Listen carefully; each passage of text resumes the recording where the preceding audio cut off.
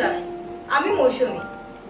আমাদের বার্তালাপ অনুষ্ঠানে আজ উপস্থিত আছেন আমার সঙ্গে সুস্মিতা।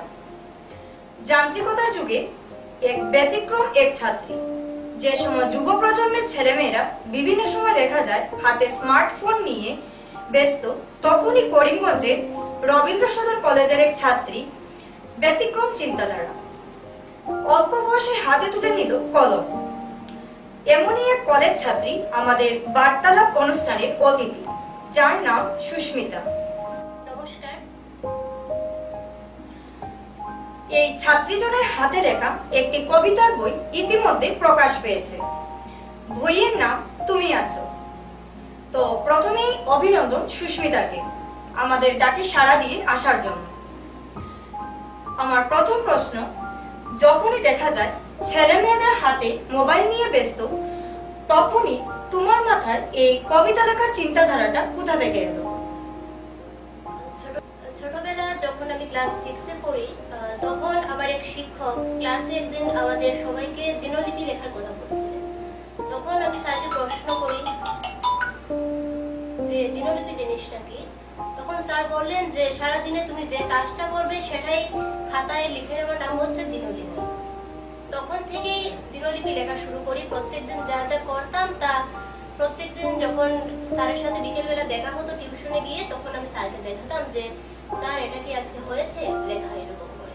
এরকম করতে করতে প্রায় 2 বছর চলে, দিনলিপি লেখাই চলে 2 বছর। তারপর হঠাৎ একদিন কবিগুরুর লেখা কবিতা পড়ি, প্রশ্ন কবিতা।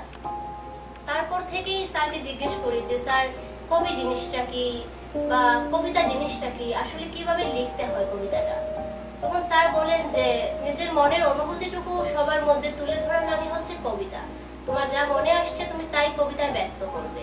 আমরা তো সব কথা মানুষকে বলতে পারি না, মনের অনেক অনুভূতি থাকে, অনেক আবেগ থাকে যা আমরা সবাইকে বলতে পারি না।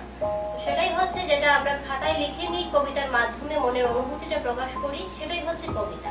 তখন থেকেই আমার কবিতা লেখা শুরু, দীর্ঘ 7 বছর চলছে। তারপর তুমি যে এই কবিতা লেখার পথে নতুন জীবনযাত্রা শুরু করেছো, সেই কবিতা তোমাকে কে শিখিয়েছে এবং এটার পিছনে কার হাত রয়েছে? কবিতা লেখা তেমন কেউ শেখায়নি। ওই দিনলিপি লেখা থেকেই হঠাৎ কবিতার উৎপত্তি হয়, কবিতার সৃষ্টি হয় আমার। হঠাৎ একদিন বসে আমি দিনলিপি লিখছিলাম, তখন হঠাৎ আমার মনে পড়লো যে 2টো লাইন আমার মনে আসছিল। ছুটিল মোর ভাঙা তরি অকুল পাথারে, ঢেউয়ে ঢেউয়ে জল উঠি মোর ভাঙা তরির বুকেতে। এই 2টো লাইন আমি লিখে গিয়ে আমার একজন শিক্ষক ছিলেন, ওনাকে আমি দেখাই। তখন উনি বলেন, বাহ 2টো লাইন তো খুব সুন্দর হয়েছে, এটাকে যদি তুমি কবিতার ছলে করো তাহলে অনেকটা সুন্দর হবে। তো 2 লাইনে তো আর কবিতা হয় না, তাই তোমাকে আরো কয়েকটা লাইন এড করতে হবে। সেই থেকেই নিজে থেকেই কবিতা লেখা, রবি ঠাকুরকে অনুকরণ করে অনেকদিন চলেছে, প্রায় 3-4 মাস রবি ঠাকুরকে অনুকরণ করেছি।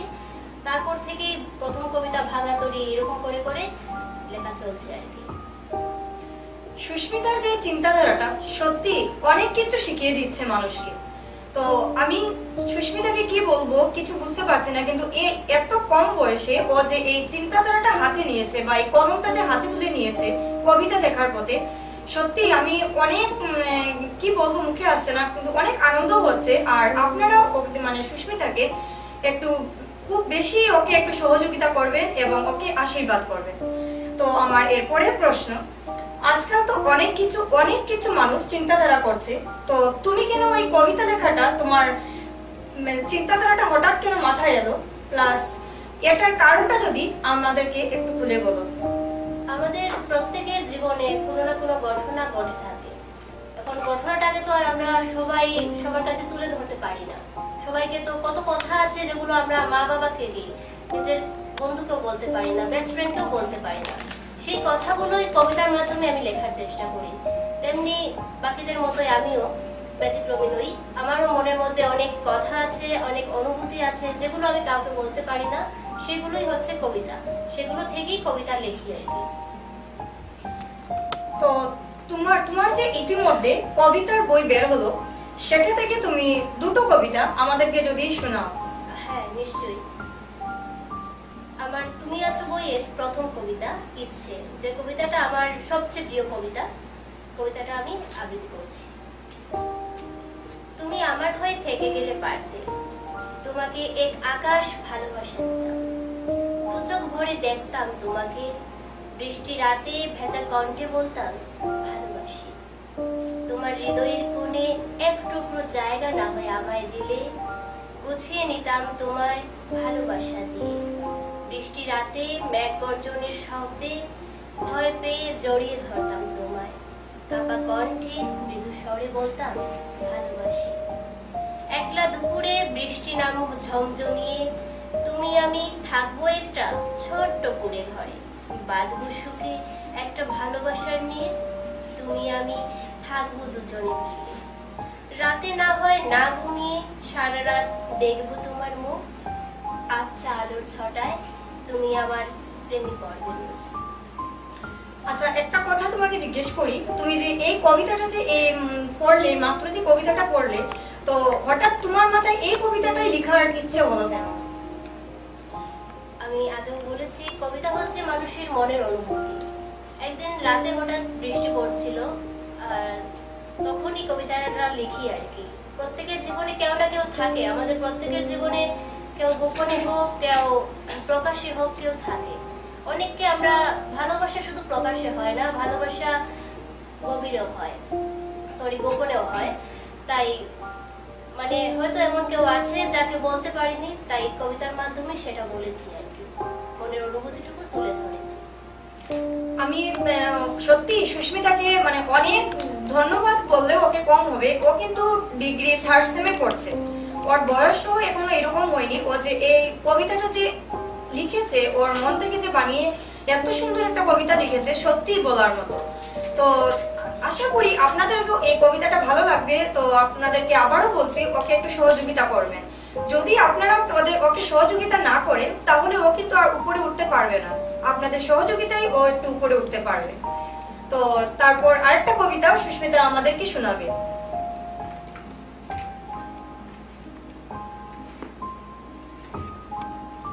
এবারে যে কবিতাটা বলছি, কবিতার নাম হচ্ছে তুমি দূরত্ব চেও না।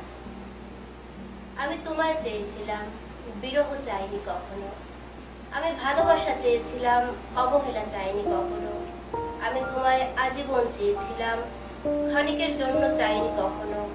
আমি তোমায় ভালোবাসতে চেয়েছিলাম, দূরত্ব চাইনি কখনো।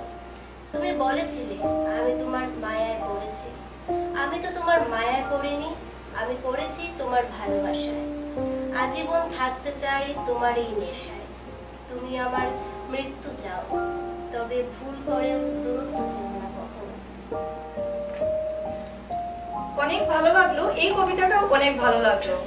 আমি সুস্মিতাকে সত্যিই বলছি, ওর জীবনে আরো উপরে উঠুক এই কবিতা লেখা নিয়ে। তুমি যে কবিতাটা লিখছো বা কবিতা সম্বন্ধে এত কিছু জানো, তোমার ঘরে কি কেউ আছে, মা বাবা বা অন্য কেউ যে কবিতা লিখছে বা কবিতা তোমাকে শিখিয়েছে?